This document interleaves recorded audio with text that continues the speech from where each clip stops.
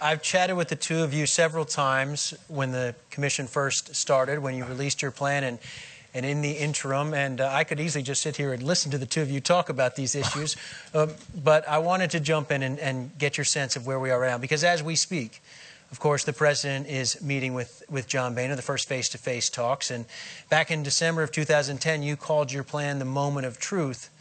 We're now almost 2 years later. What moment are we at right now as Speaker Boehner enters the Roosevelt Room? I think this is the magic moment. I really do. It's a moment our generation has a chance to really do something about this problem that we created. It's our generation that got us into this mess, and we darn well ought to get ourselves out. But I think we got a good chance. You got a second-term Democrat president who has come out and said he's willing to put entitlements on the table. Big deal. You got a speaker, a Republican speaker, who really gets it, who really understands the depths of the problems we face, and he's come out and said we're going to put revenues on the table. Big move. You know, you got at least, Al, I guess, we got half the members of the Senate already saying they'll support a balanced plan, which makes a lot of sense. We've got the business community lined up firmly against doing something that makes smart. And I guess most importantly, we got this fiscal cliff where if we go over it, we're going to face the most predictable economic crisis in history. Fortunately for all of us in here, it's also the most avoidable. So I think this is a magic moment to get something done. Senator Simpson, a magic moment. We've heard talk of compromise on both sides, yet you know there are still divisions here over the issue of entitlement programs and more specifically over the issue of taxes for the wealthy. Well, it seems to me they've taken the word compromise up a step. 3 years ago, the word was, we don't know the word compromise. Now, if you can't learn to compromise an issue without compromising yourself, you should never be in the legislature, and you should never marry. and the only troubling thing I see here, really troubling, is you have Democrat leaders, and don't forget the leaders haven't helped us at all. In any effect, really, in any effective way. They're there, they listen to us, and they tell their position, but they really haven't been out there. But what's disturbing to me is the word is around, well, that maybe the Democrats could gain if we do go off the cliff. That's out there. And then the Republicans say maybe we could gain if we go over the cliff. I think that's disastrous to even think in those terms. And as Erskine says, that's like betting your country. So I'm not quite as warmed by it all as and you. A couple of years ago, you were the guy that said we were going to go over the cliff, and I said no. And now I think they will go over the cliff. Erskine holds out for about a 30% chance. I just think we can't be stupid enough to do it. We can resolve this problem now by making some very tough but doable compromises. If we go over this cliff and we don't reach a deal immediately thereafter, here's what will happen. And I think that's about a 1/3 probability that we are going to go over the cliff and nothing's going to happen. What will happen is, you'll see Moody's and Fitch downgrade our credit. They'll join S&P, who may take it down again.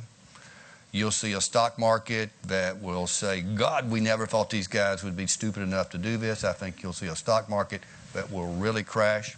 And I think you'll see businesses really slow back on hiring. They'll slow back on their capital expenditures, on their investments. I think you'll see consumer confidence go down, and we will really be facing a mess, because what happens, the economic effects of going over this cliff are enough to slow economic growth by about 3%. We're only growing at 1.5% today, so that's enough to put us back into recession. About 2 million people will lose their jobs, and unemployment will go back to 9%. Why would we do that when there are good alternatives that we can do by simple compromises now during the lame duck session? Senator Simpson, ample compromises out there on the table. Should the starting point for negotiations be the plan you all produced in December 2010?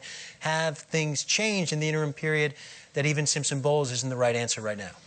Well, there's certain things that have to be, adapted to that. But what I get a kick out of is when we put this baby out, they were just chuckling, Well, these two boobs somehow put something together here, and how'd they get Durbin and Coburn into it? They must have drugged them.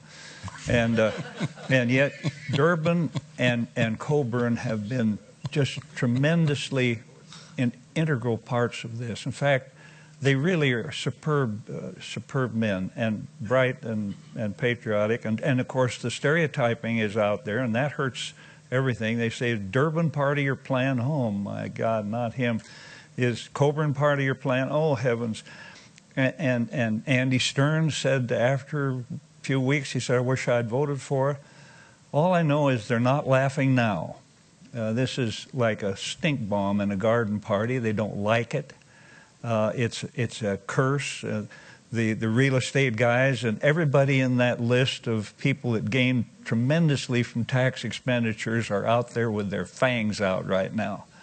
Savage. We knew this would come, but they never dreamed that they'd be talking about this plan.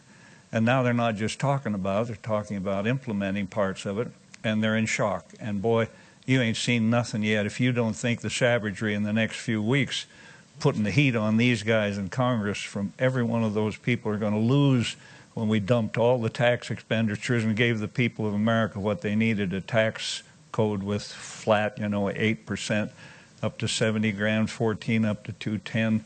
We did all that. It's all there. It's all in a 64-page report, and it's still there, and it ain't going away. Yeah, our hope is that during this lame duck, you can't rewrite the tax code in 48 days. And for us, we are, the American people should really be disappointed. While the rest of the country has been having what at best can be described as a very fragile economic recovery, in Washington, all they've been having is an election. And if any business was facing the equivalent of a $7.2 trillion hit in its gut, and that's what we have over the next decade. That's what the economic effects of this will be: the expiration of the Bush tax cuts, the expiration of a payroll tax, the expiration of a patch that's put on the AMT in order so it won't hit the middle class, the expiration of the unemployment benefits, the sequester, which are those mindless, senseless, across-the-board cuts that came about because of the failure of a super committee. And no business, tries to balance their books, doing it across the board. You go in there surgically and try to do the things that have the least adverse effect on productivity. So today, we got 48 days left. We just went through this election. Isn't it amazing that during the election, at all four of the debates, the word fiscal cliff was never, ever mentioned? Not by the reporters and not by the candidates. Nor was there ever mention of the solvency of Social Security for 75 years, or what to do with Medicare, which is on an unsustainable course. I interrupted, but to think the debate took place and nobody ever got into the two big things that are driving this country into the weeds. Every day, every news organization saying 48 days, 47 days. And what's the Senate doing? The Senate went home. They're only going to work 20 days. If this was a business, you'd be working, all hands would be working in trying to resolve this issue. So our best hope is to get some kind of framework deal that will call for $4 trillion worth of deficit reduction over the next decade. But it's got to have real substance and real clarity for the markets to think it's real. It's going to have a significant down payment. It's going to have a real timeline. And it's going to have a fail-safe provision that is realistic, not one that somebody's going to try to walk away from like this current sequester. And I would say it's going to have something like 67 votes in the Senate to override it. So it'll be hard for these guys to squirm out of it once it's implemented. So you've seen the dividing lines already take shape with regard to the tax rates. We've already talked about it here with some members of Congress and with Gene Sperling. If Speaker Boehner and President Obama continue to butt heads over the idea of raising those tax rates for wealthier Americans, the expiration of the Bush tax cuts, extending those, How do they reach the middle ground? What's your suggestion based on what you all put together? Tax rates for wealthy Americans are going to go up. I mean, that's just a fact. That's going to happen. Now, what we should be talking about is how can we do it where it has the least adverse effect on productivity here in this country, where it has the least adverse economic effects. And whether you do it by rates or you do it by reducing the spending in the tax code, you're going to have to do it. It could even be a combination of one or the other. You know, I'll give you two examples. You could cap the value of tax expenditures at 28% and then measure them down to zero for the most wealthy, and that would generate the same amount of revenue as raising the tax rates to 39.6%. You could put a $50,000 cap on the value of tax expenditures. If you did that, 91% of the money would come from people who make more than $250,000. About 6% would come from people who make between $100,000 and $250,000, and it would be very progressive because 80% of the money would come from the top 1%, and I think it's like 50% of the money comes from the top 1/10 of 1%. So it's very progressive. So there are lots of ways to skin the cat, but what we got to do is seriously start talking about it because there are plenty of options. The point is we're going to have some revenue, but you darn well also got to talk about cutting spending because that's the biggest problem. And we had about $1 trillion worth of revenue and $3 trillion worth of spending cuts. Remind us, Alan Simpson, if you can, about Medicare changes, the entitlement program changes you all talked about in your plan that now Republicans are saying have to be part of the conversation as they meet at the White House today. Oh, sure. And don't forget, it's not just Simpson-Bowles.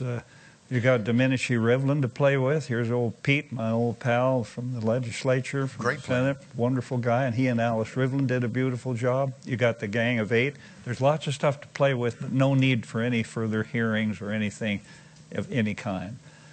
But I thought what was an interesting thing in the tax expenditures, 1% of the American people use 25% of those, and 20% of the American people use 80% of them. Now figure that baby out, and guess who's getting into the pie? 20% of the American people are getting 80% of those 180 plus babies in there, put in there by the most skilled lobbyists at the most appropriate time of social engineering, and only 27% of the American people itemize. So 3/4 of the American people have never heard of that stuff. And who's howling? Home mortgage interest reduction. What will happen to the housing industry? I said, well, it probably will survive because we said take it. Who's getting $1 million? Who's benefiting from $1 million in home mortgage interest deduction? We said take it to $500,000 and then give a 12.5% non-refundable tax credit to everybody, which helps the little guy. If everybody would quit talking about the little guy is the guy that's going to get hosed in this process if you do nothing. There isn't any question about who's going to get it when the tipping point comes and they say you're dysfunctional and we want more money for our money. We know you're addicted. You've borrowed $16 trillion. So since you borrowed that, we know you want more. In fact, you borrow $3.6 billion a day and 41 cents every day on every buck you spend. So we're going to give you more money, and inflation will kick in, and interest rates go up. And guess who gets the hammer in that one? The little guy, the middle class. What a fakery. But you do have some groups, and you said you've had hues and cries of complaints, including folks, the charitable community. Very worried about what happens to charitable giving. How would you handle that tricky issue? We just tell them to go read the report, which is a sick idea. And even that, if everything fails, read it. It's 64 pages. It's in English. It uses terms like going broke and shared sacrifice. I know these are sick things to look at. And you take the charitable deduction, you put a limit on the guy's money, and then give him a 12.5% non-refundable tax credit. But let me tell you, we knew we'd be savage. And we know it's going to get much more intense because when we put this baby in, these groups got together and just laughed. Yeah, the comments had a big chuckle, ha ha. Well, it ain't funny anymore, and they're really smoked. They say we're going to get them now. People in this town talk about the need to get rid of earmarks, You know, earmarks are $16 billion in the appropriation bill. That's a big number. But compare that to the tax earmarks that are in the tax code. That's $1.1 trillion a year. And that's what they're not talking about. We have to get serious. You know, we've got about $2.3 trillion worth of revenue coming into the country. We're spending about $3.6 trillion. We got about a $1.3 trillion deficit. And these deficits go on as far as the eye can see. You know, we got to grow up. You know, America's got a real problem. And if we don't change and we just take the ostrich theory and stick our heads in the ground, you know, it won't be long before all America will be able to do is take care of a couple of old coots like me and Al and buy a few tanks. And that's it. So we have to change. So if you like education, if you think we should be investing in research, if you think we should do something about this $4 trillion of deferred maintenance we have on our highways and bridges, then we better grow up. And we better understand that we've got to make some cuts throughout this budget, or we're not going to be able to invest in any of the things that America has to invest in to be competitive in the future in a knowledge-based global economy. Something has changed since December 2010, and that is the kind of support you're getting from some in the business community, pretty vocal supporters within the business community, your Fix the Debt campaign. Well, are you satisfied, first of all, with the level of support, and are those business leaders going far enough in actually offering specifics, what they're willing to sacrifice themselves, whether it's corporate tax breaks that may have to fall by the wayside as well to get to where we need to go? Look, I'll say again 100 times, we would not be here if it wasn't for the Peterson Foundation and Pete Peterson. They laid the groundwork. And all we've done is we stand here on their shoulders. But they made it possible for us to have, you know, a voice in this matter because people were prepared to listen.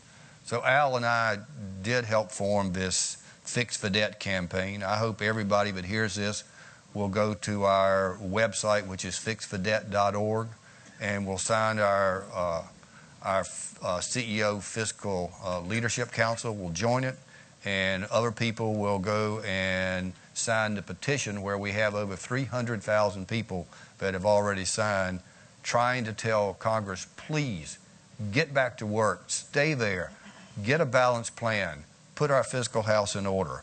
But, you know, we have about, I guess close to 100 CEOs today of major corporations throughout the country who get it. They know if we go over this cliff and we don't get a deal, that we're likely to go back into a recession. You know, they want some clarity. They want to be able to understand what their future tax rates are going to be. They want to be able to plan. Right now, capital is on strike. And when capital's on strike, you're not going to create any jobs. That's why they say, wake up. We're prepared to make some sacrifices. We're prepared to individually and as a corporation pay higher taxes. You know, we're prepared to do our part. But we also got to address the spending side of the equation to bring down the spending to get rid of these deficits. Don't forget the extraordinary prowess of Dave Cote, who was on our commission. Great. And about 3 months in, he got up, took off his coat, put it over the chair, and said, "Who are you people? Is this the way you run your government, our government?" And he said, if I were a corporate guy, I'd just get rid of all of it. Get serious. And boy, he's out there, and he's tremendous. But the real escape hatch that I've noticed for everybody is people will come up and say, you know, I'm ready to do something if everybody else will, because they know that's the escape hatch. You know what this reminds me of? I just finished 5 years as president of the University of North Carolina. And there was a Nobel Prize-winning scientist. His name was Ernst Rutherford. And his Nobel Prize-winning project was running out of money. So he turned to his team and said, hey, we're running out of money. Now we got to start thinking. That's what America is. We're running out of money. Now we got to start thinking. We got to make the tough decisions, the tough choices, the hard political choices. If we do, we're going to be able to compete and win against any nation. But if we don't, we're going to stay on this path to become a second-rate power. The decision's ours. My generation got us in this mess. We got to get us out. We can't wait for the next generation to sit out there. We've got less than a minute to go here in our time. Senator Simpson and Erskine, I want you both. I'll start with you, Senator. You have the President and John Boehner in the room. What is the advice you give these two men as they begin these conversations? Sit down, have a beer, quit joshing each other, quit listening to the babble from the right and the left extremists and both of their sides who say you're throwing the old lady off the cliff in the wheelchair versus Erskine, or versus, not her, I meant Grover. Grover wandering the earth in his white robes, telling people if they raise taxes one penny. That was a Freudian thing there. Well, wait a minute, I have still left in a minute. What can Grover do to you? He can't murder you. He can't burn your house. The only thing he can do to you is defeat you for re-election or put some jerk in a primary to pick you off. And if that means more to you than your country in extremity when it needs patriots instead of panders, you shouldn't even be in the damn Congress.